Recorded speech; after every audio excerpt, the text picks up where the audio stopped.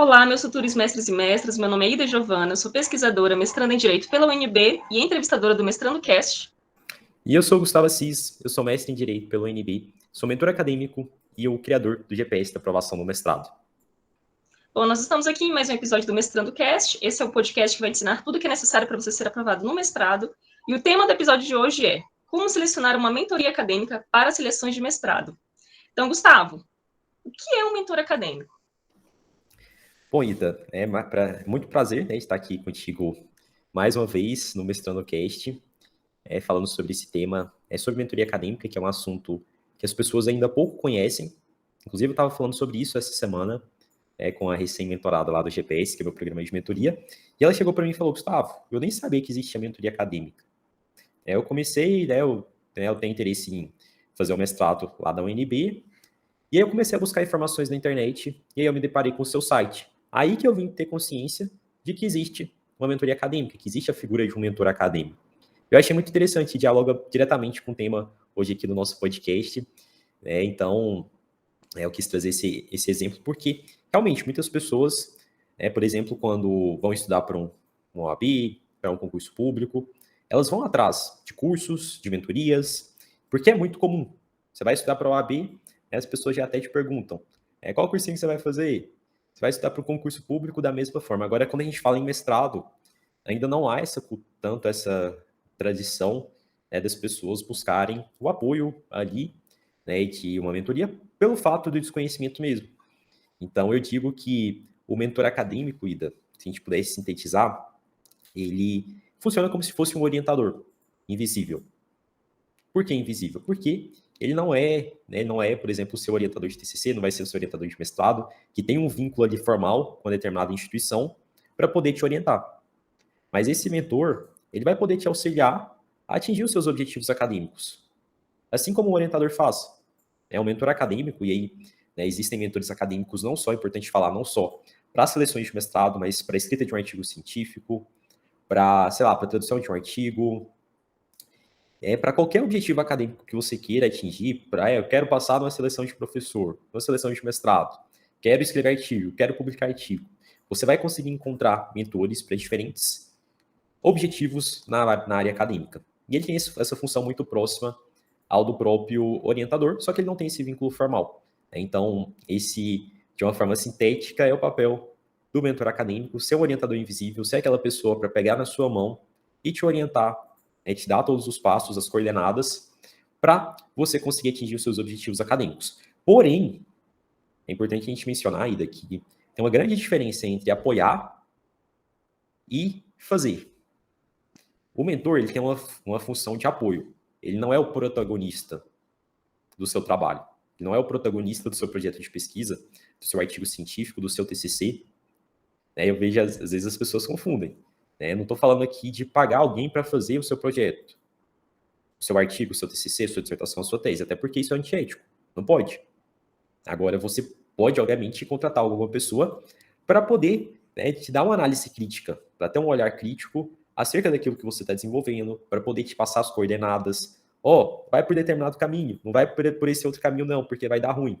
Então, assim, é muito interessante a mentoria acadêmica justamente para a gente poder visualizar tanto alguns pontos cegos que nós temos e que a gente não consegue enxergar, até muitas vezes, de uma certa imaturidade, que uma outra pessoa que já trilhou aquele caminho vai ter uma expertise muito maior do que a nossa, como também para a gente trabalhar aqueles pontos que a gente já conseguiu mapear, que a gente tem de dificuldade. Como, por exemplo, eu tenho dificuldade, Gustavo, por exemplo, com metodologia.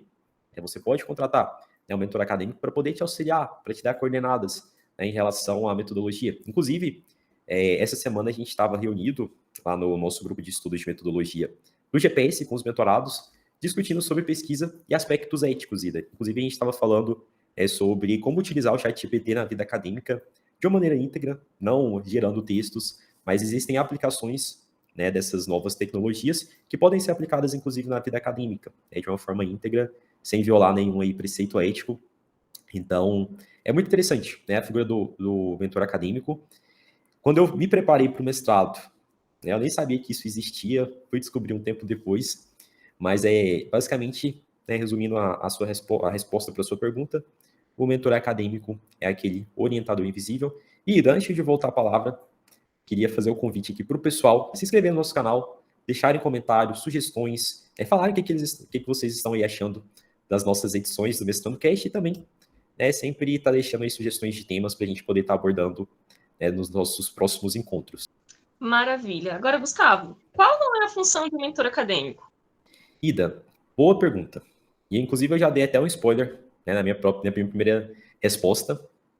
Não é função do mentor acadêmico, como eu já comentei anteriormente. Escrever o seu projeto, ou o seu artigo, ou sua dissertação, ou a sua tese, isso é antiético. E eu já recebi propostas de pessoas que chegaram para mim e falaram, Gustavo, quanto que você cobra para escrever um projeto de pesquisa para mim? E a pessoa ela não pensa que não vai adiantar, né? Vamos supor que mesmo que fosse permitido escrever o projeto, vai adiantar? Não vai. A pessoa ela pode até conseguir eventualmente uma aprovação, vamos supor que a pessoa passou ali pelo projeto, conseguiu passar pela entrevista com o projeto que ela pagou para outra pessoa, mas essa pessoa ela vai conseguir cursar o mestrado, se ela não conseguiu nem elaborar um projeto de pesquisa, que tem ali entre 15 a 20 páginas, essa pessoa ela vai conseguir fazer uma dissertação, um artigo, cumprir as exigências do mestrado? Ela não vai conseguir. Mesmo que ela pague, enfim, ela não vai conseguir segurar o ritmo do mestrado. Então, gente, tirem da cabeça essa ideia de comprar trabalho, de que você vai passar. Eu até vi recentemente em um grupo que eu faço parte no Facebook, tinha um candidato que estava extremamente ali, revoltado, e no perfil dele estava lá que ele não tinha nome, mas falava que acho que era estudante da Defensoria Pública, algo nesse sentido.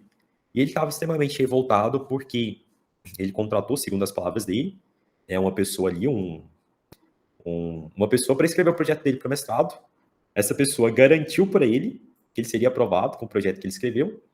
E ele estava chateado, porque ele, pelo que ele relatou, ele já tinha pagado para acho que umas 2 pessoas diferentes. E o projeto foi reprovado. E aí eu fui e coloquei um comentário, isso já tem um tempinho, e aí depois ele até pagou o post. Aí eu coloquei, a pessoa ela paga para fazer e ainda, enfim. E olha que é uma pessoa que é da área jurídica, que tem plena consciência, a gente não está falando aqui de uma pessoa leiga, que não tem conhecimento jurídico, é uma pessoa que sabe que é errado. Mas não sei, parece que talvez vive no mundo da lua e colocou lá, esse comentário lá. E, enfim. E aí passou pouco tempo, a pessoa apagou o post. Mas o que eu quero dizer com isso? Quero dizer que, pessoal, não vale a pena. Se alguém te vende projeto, é picareta. Você vai ter dor de cabeça. Às vezes você vai pagar e você ainda vai tirar uma nota péssima. Porque a pessoa ela vai pegar algo ali, vai fazer algo totalmente jogado. Então você vai ficar no prejuízo financeiro e você não vai ser aprovado, como esse rapaz foi.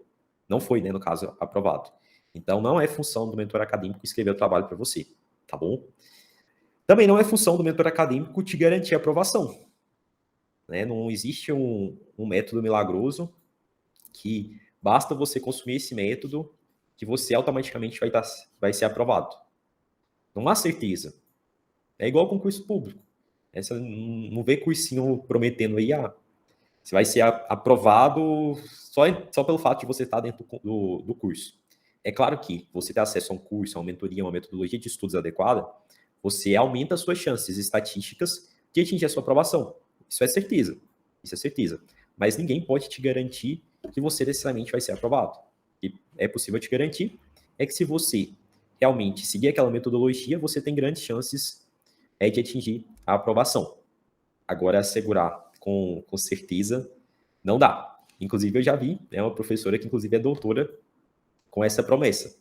E o pessoal reclamando, inclusive nesse mesmo grupo, que o rapaz postou o post lá falando que estava revoltado porque tinha pagado para um pós-doutor para escrever o projeto. E eu já vi algumas pessoas nesse mesmo grupo, lá no Facebook, reclamando de uma professora doutora que assegura a aprovação. Se a pessoa ela entrar na mentoria e ela não for aprovada, ela devolve o dinheiro. E aí a pessoa não foi aprovada e a professora também não devolveu o dinheiro. Então, são cuidados que a gente tem que ter no meio acadêmico, porque não existe milagre. O que existe é trabalho duro, atrelado a um método correto, você consegue aí ter maiores chances de atingir a sua aprovação. Agora, acreditar em método milagroso, assegurar a aprovação, tudo isso aí entra naquela questão antiética. Então, são essas as não funções de um mentor acadêmico. Maravilha, Gustavo. Agora, Gustavo, fala pra gente, né? Por que é tão importante contratar um serviço de mentoria acadêmica para uma seleção de mestrado? Ida, é muito importante contratar um serviço de mentoria acadêmica pensando em uma seleção de mestrado por 3 pontos: clareza, tempo e maiores chances, obviamente, estatísticas, de você conseguir atingir a sua aprovação. Clareza, pelo fato de você ter acesso ali, especialmente a uma metodologia de estudos que já foi testada, que já foi validada, por uma pessoa que passou por aquele caminho que você quer percorrer. Então, ter clareza vai ser algo ali muito fundamental. E essa clareza vai te possibilitar um segundo ponto, que é a questão do tempo. Você ganha tempo, porque você pode aprender com o erro dos outros, e não com seus próprios erros. Estava conversando essa semana com um rapaz, e ele me falou: Gustavo, eu participei de uma seleção de mestrado. E aí eu perguntei para ele: em qual etapa que você parou? E ele falou: Gustavo, não parei em nenhuma etapa. A minha inscrição nem homologada foi, porque eu identifiquei a via do meu projeto. E quantas pessoas fazem isso? Não é uma, não é duas. Em todo o processo seletivo tem pessoas que são reprovadas. Por questões que às vezes a gente acha, pessoas, nós aqui que já temos experiência, são questões triviais. São questões triviais, mas que para aquelas pessoas, que estão ali começando do zero, não tem essa malícia, não tem essa maturidade. Então, pensa, essa pessoa que foi reprovada no primeiro processo seletivo, porque não tinha um mentor, não tinha todas as orientações, só um ano depois que ela vai poder participar novamente de um processo seletivo. Então, eu acho que ter clareza, ganhar tempo, tempo é dinheiro também. Poderia ser, por exemplo, se essa pessoa tivesse acesso a uma mentoria, que ela, obviamente, teria ali uma maior probabilidade de ser aprovado, seria mestre um ano mais cedo, não teria passado por essa dor de cabeça. Então, tem essa questão também. Se você tem acesso a uma metodologia validada, testada por outras pessoas, maiores vão ser as chances, de, caso você aplique a metodologia à risca, de você também potencializar as suas chances de aprovação. O mentor acadêmico é aquela pessoa que pode te ajudar com as suas dificuldades, olhar para os seus pontos cegos e te falar: ó, fulano, vai por esse caminho. Esse é o caminho que funciona, que já foi testado. Então, por isso que eu digo, Ida, não só para seleções de mestrado, não só pelas seleções de mestrado, mas para qualquer objetivo acadêmico que a gente queira, a gente precisa do mentor acadêmico. A gente precisa, seja para um TCC, seja para um artigo, para uma dissertação. Às vezes, tem vários casos de mestrandos e doutorandos que também contratam um mentor acadêmico, pessoas que já estão dentro ali do mestrado ou doutorado, que contratam um mentor acadêmico porque às vezes o orientador não tem o tempo, que seria necessário para poder orientar. Às vezes a pessoa ela precisa de uma atenção maior, que o orientador, pelo fato de ter vários orientandos, não pode dar, e o mentor ele vem nessa perspectiva, de servir de apoio, de servir de suporte, para poder direcionar você de uma forma mais adequada. Então, eu só vejo benefícios na mentoria acadêmica, mas a gente precisa escolher muito bem a mentoria acadêmica. Gustavo, você chegou a contratar algum serviço de mentoria acadêmica na sua preparação para o mestrado? Ida, quando eu comecei a minha preparação para o mestrado, isso já tem um tempinho, alguns anos, em 2019, eu também não sabia que existia essa questão de mentoria acadêmica. E olha, assim, que eu não era uma pessoa que estava totalmente fora do meio acadêmico. Eu já tinha participado de congressos, já tinha escrito alguns trabalhos, então eu não era leigo totalmente. Eu nunca tinha ouvido falar sobre mentoria acadêmica. E aí, eu fui e conversei com um professor da época da minha graduação e perguntei, a gente nem chamava de mentor acadêmico naquela época, mas eu perguntei para esse professor se ele poderia me orientar para seleções de mestrado, porque eu vi que ele já tinha sido aprovado, que ele já era uma pessoa que participava de congressos, e eu queria aquela experiência daquele professor. Eu queria que ele me desse feedbacks sobre a minha preparação. E aí eu conversei com ele, a gente combinou o valor lá, para poder remunerá-lo, e ele foi o meu mentor para as seleções de mestrado, para os 3 programas que eu me candidatei, que foi o mestrado em Direito da UNB, o mestrado em Direitos Humanos da UFG e o mestrado em Direito e Políticas Públicas da UFG. Então, esse professor foi o meu grande mentor nesses processos seletivos, e ele sempre me dava as coordenadas: ó, Gustavo, vai por esse caminho, não vai por outro não. Ó, acho que você pode melhorar isso aqui, na sua candidatura. E foi dessa forma, e na época eu nem imaginava que futuramente eu me tornaria mentor acadêmico também. Na época a gente nem chamava de mentor, era como se fosse uma orientação para um processo seletivo. E aí depois, que eu me graduei, que eu criei o GPS, que é o programa de mentoria, que aí eu vim a realmente me tornar um mentor acadêmico, de fato. Até hoje, além de ser mentor, também sou mentorado de outros professores. Mesmo já sendo mestre, eu acho que a gente sempre tem que aprender com outras pessoas. Se você achar que você sabe de tudo, você está totalmente equivocado. E quanto mais a gente cresce na carreira acadêmica, mais a gente sabe que a gente não sabe de nada. Então a gente sempre tem que ter essa perspectiva de crescimento, de aprender com os outros, com os erros dos outros, receber feedbacks. Tudo isso é muito importante. Né? Então, Ida, te respondendo, sim, eu contratei e contrataria novamente, porque foi uma das melhores decisões que eu tomei. Às vezes as pessoas veem mentoria como um gasto, mas é um investimento. Vou dar só um exemplo. Se você contrata uma mentoria e você aprende uma metodologia para passar em uma instituição pública, só no seu primeiro mês de mestrado você vai economizar, só de não ter que pagar mensalidade, uma média de uns R$ 3.000 por mês. Caso você venha a ser aprovado numa instituição privada e tenha bolsa, aí você não tem que pagar mensalidade também. Então, assim, é um investimento. Eu estava vendo, por exemplo, o mestrado, acho que era do IDP, em 24 vezes, eu sei que dava mais de R$ 100.000 em instituição privada. Uns 3.000 e alguma coisa por mês. Um valor bem elevado. E a mentoria vai ser, assim, né, pegando por base o próprio GPS, é um valor bem inferior a esse do que você teria que investir para cursar em uma instituição privada. Então, assim, eu falo que é um investimento. É um investimento.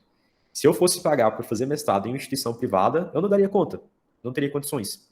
Mas a mentoria era super possível, super factível para a minha realidade. Então, por isso que eu falo, mentoria é investimento que você está fazendo. Pensa você aprender uma metodologia para ser aprovado em uma instituição pública, como o GPS, por exemplo, ensina. A metodologia do GPS tem essa perspectiva de ensinar, né, que as pessoas consigam atingir aprovação em instituições públicas ou então em privadas com bolsas.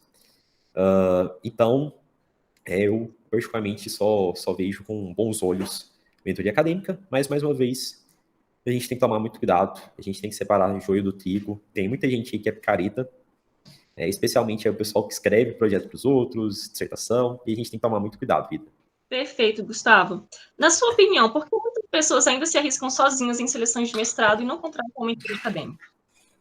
Ida, são 4 razões para as pessoas ainda se arriscarem sozinhas em seleções de mestrado e não contratarem uma mentoria acadêmica. Primeira razão, falta de conhecimento. Muitas pessoas nem sabem o que é uma mentoria acadêmica, qual que é a função de um mentor acadêmico. Como eu comentei anteriormente, uma mentorada da minha última turma do GPS, ela chegou para mim e falou, Gustavo, nem sabia que existia mentoria acadêmica. Só busquei informações no Google sobre como me preparar para o mestrado e eu me deparei com o seu site e eu descobri que existia a mentoria acadêmica. Então, muitas pessoas ainda não sabem. E, inclusive, uma das grandes finalidades desse nosso podcast aqui é divulgar que existe a mentoria acadêmica e que é importante. Outra questão também que leva as pessoas a não contratarem uma mentoria acadêmica. Orgulho.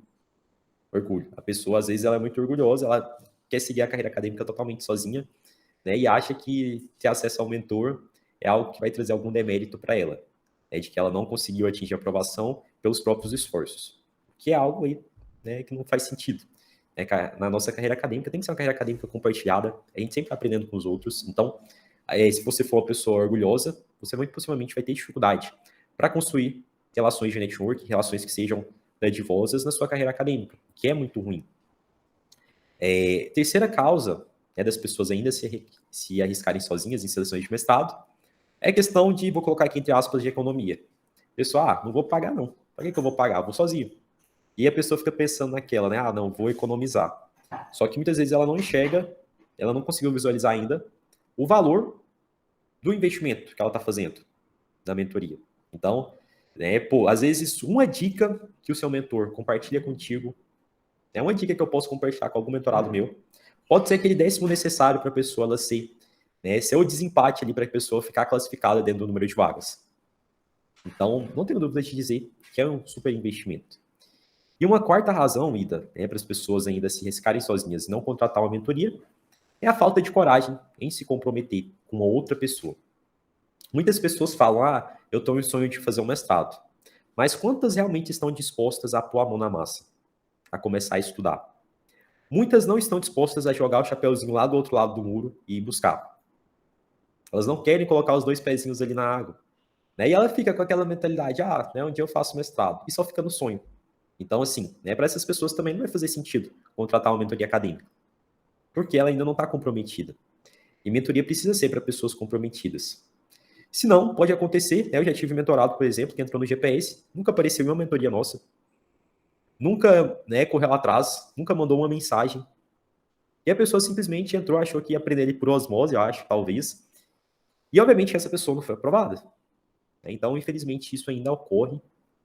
Então, em síntese aqui, ainda, muitas pessoas ainda se arriscam sozinhas em seleções de mestrado e não contratam mentorias acadêmicas por 4 razões: falta de conhecimento, orgulho, economia, entre aspas, e a falta de coragem em se comprometer com a outra pessoa. Maravilha, Gustavo. Então, eu gostaria de fazer a seguinte pergunta. Como escolher um bom programa de mentoria pensando em tudo isso que você acabou de nos dizer, Gustavo? Ida, excelente pergunta. Primeira coisa, saiba bem o seu objetivo. Onde você quer chegar academicamente? Ah, Gustavo, eu quero escrever um artigo. Quero participar de uma seleção de mestrado. Então você já sabe que você tem que buscar uma mentoria com esse foco. Uma mentoria com foco para escrita de artigo, uma mentoria com foco para participação em seleções de mestrado, uma mentoria com foco para aprovação em seleções de professor. Então, a primeira coisa é a pessoa ter claro qual é o foco dela. Segunda coisa é analisar bem, né? Então, depois que a pessoa tem claro ali o objetivo, segunda coisa que ela tem que fazer é analisar quais são as opções disponíveis e comparar. Esse é um ponto importante. Ver quais são os benefícios, quais são as vantagens de um método para o outro. É o que a gente faz, usualmente. Então, esse é um ponto.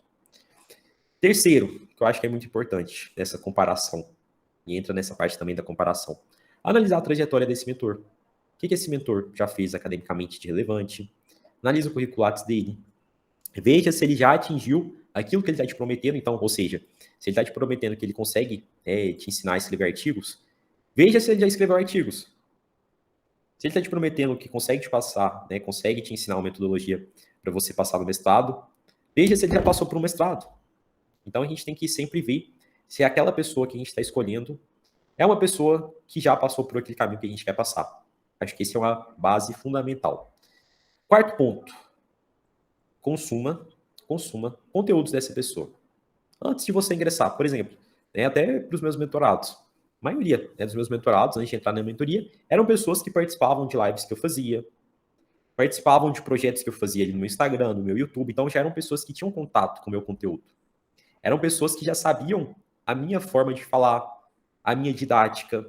Não eram pessoas que estavam caindo de paraquedas. Então, consuma, né? Tem pessoas que vão adaptar mais com a metodologia de um, outros com a metodologia de outro. Então, consuma os conteúdos dessa pessoa. Veja se aqueles conteúdos são realmente podem te auxiliar de alguma forma, porque é um bom indicativo, né, de que se o conteúdo daquela pessoa gratuito já é bom, imagina aquele conteúdo ali, né, imagina um programa de mentoria pago. Quinto ponto, Ida. Você vai ter suporte durante a sua caminhada? Porque tem muitas pessoas por aí, tem pessoas aí que às vezes gravam um curso e simplesmente joga lá e aí a pessoa assiste e se vira para aplicar aquela metodologia. E a gente tem que tomar cuidado com isso, porque com certeza, independente do seu objetivo, vão surgir dúvidas. E você precisa ter uma pessoa ali para poder esclarecer essas dúvidas. Então, suporte em mentoria é fundamental. Sexto ponto é analisar a própria mentoria. Ver quais são os benefícios dessa mentoria. O que está incluso? Quais são os bônus? Quais são os conteúdos? Veja se os conteúdos estão alinhados com aquilo que você está buscando. Ou seja, se você está buscando uma aprovação em seleção de mestrado, os conteúdos que estão dentro ali da mentoria estão alinhados com esse propósito? Às vezes pode ser que não. Então, veja quais são os conteúdos, porque aí, com certeza você vai ter, né, um maior conhecimento crítico ali para tomar uma decisão com a maior assertividade. Maravilha, Gustavo. Então vamos lá para a próxima pergunta. Como funciona o GPS da prova do mestrado? Ida, vamos lá, vamos falar um pouquinho agora sobre o GPS, que é o meu programa de mentoria. Por enquanto a gente estava falando mais sobre premissas gerais, sobre mentoria acadêmica, como escolher a mentoria acadêmica. E agora eu vou compartilhar um pouquinho das minhas experiências do GPS, que é o meu programa de mentoria, para quem tiver interesse em ter um acompanhamento mais próximo, para quem quiser acelerar a aprovação, o GPS é um programa de mentoria completo que te prepara ponto por ponto para qualquer processo seletivo de mestrado, hoje aqui no Brasil. Independente de instituição, independente se você vem de uma faculdade de renome ou não, independente se você é fluente em um idioma estrangeiro, mesmo que você não tenha nenhum artigo publicado, ainda assim é possível atingir a aprovação no mestrado através da metodologia que eu desenvolvi para o GPS, para aprovação em instituições públicas, e com isso você consegue ter uma economia aí, mensal, média, de R$3.000, sem ter que gastar com mensalidades. O GPS hoje ele é baseado, Ida, em um tripé que se chama PESP, que é baseado em planejamento, estudos e pesquisa. Então, eu costumo dizer que essa é a base para qualquer aprovação, para qualquer candidato, saber planejar, saber estudar e saber pesquisar. Planejar de uma maneira assertiva, de acordo com o edital de mestrado, estabelecendo metas específicas, micrometas, e aferindo o seu progresso de forma diária. Estudar através de técnicas da ciência da aprendizagem, saber ler, saber fazer bons fechamentos e pesquisar, saber desenvolver boas pesquisas, bons projetos, bons artigos, boas dissertações. Essa é a base. Essa é a base, inclusive, eu ensino para os mentorados do GPS. Então, é um programa bem completo que te prepara não só para seleções, mas também para a vida acadêmica, para você poder escrever, por exemplo, um artigo e publicar esse artigo em excelentes revistas, em excelentes congressos. Você precisa, obviamente, de seguir a metodologia, que é um método, já foi testado, já foi validado, que diferentes mentorados já passaram por esse programa de mentoria e tiveram resultados, foram aprovados. Aí vocês podem conferir tanto no meu Instagram quanto no meu YouTube, depoimentos de pessoas que muitas estavam começando do zero, que nunca tiveram contato com pesquisa e ainda assim atingiram a aprovação. Mas, obviamente, que não é o método milagroso que basta a pessoa entrar que ela vai ser magicamente aprovada. Não. Existe a metodologia e existe uma outra parte que é a sua dedicação. Então, tem que ter a dedicação e tem que ter um método certo. E essa, de uma forma sintética ainda, é a base do GPS da aprovação no mestrado. Fica o convite para aquelas pessoas que quiserem participar da mentoria e tirar mais dúvidas acerca desse programa. Podem me chamar lá no Instagram, é o Assis Gustavo, _, ou mesmo aqui no canal do YouTube, é o Assis Gustavo. Vocês podem deixar aí nos comentários. Eu mando todas as informações sobre o programa de mentoria, quando que a gente vai abrir novas turmas. A gente também tem uma lista de espera. E, basicamente, Ida, essa é a metodologia do GPS, voltada para seleções de mestrado, voltada para a vida acadêmica, para escrita e publicação de artigos. Agora, indo para a última pergunta, como é que as pessoas fazem para finalmente se inscreverem no GPS, Gustavo? Ida, boa. Eu já até acho que antecipei essa pergunta um pouquinho, mas de tempos em tempos a gente abre novas turmas para o GPS, e quem tiver interesse, recomendo que se inscreva na lista de espera. A gente tem uma lista de espera, pode me mandar mensagem lá no Instagram, que é o Assis Gustavo _, ou deixar aqui nos comentários, Gustavo, tem interesse na lista de espera? Não sei, dependendo de quanto que a pessoa vai estar assistindo esse vídeo aqui. Pode ser que a inscrição esteja em aberto, pode ser que a inscrição esteja fechada. Se tiver fechado, a gente vai ter uma lista de espera. Se tiver em aberto, você vai encontrar o link já para você poder se inscrever, com todas as informações, com todos os bônus, com o valor do investimento. Então, basicamente é isso, Ida. Sempre fiquem de olho lá, especialmente no meu Instagram, que é o Assis Gustavo _, que sempre que eu abro nova turma, eu divulgo lá todas as informações. Maravilha, Gustavo. Então, nós vamos ficando por aqui, né? Lembrando que o MestrandoCast é o podcast que vai te ensinar tudo o que é necessário para você ser aprovado no mestrado. E o tema do episódio de hoje foi como selecionar uma mentoria acadêmica para seleções de mestrado. Gustavo, foi um prazer estar aqui em mais um episódio e até o próximo episódio. Ida, muito obrigado. Foi um grande prazer estar aqui hoje contigo. E reitero aqui o convite para o pessoal se inscrever no nosso canal e deixarem sugestões de próximos temas, dúvidas também. Estamos aí sempre à disposição. Um grande abraço, pessoal.